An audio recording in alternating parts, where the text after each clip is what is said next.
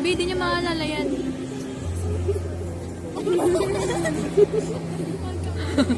Ang cute ni Sensei.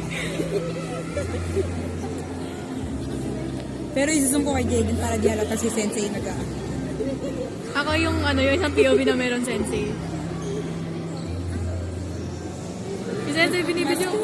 Like a ballerina.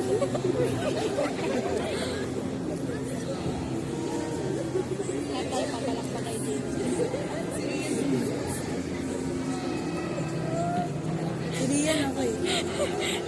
O yung shaky ng video ko.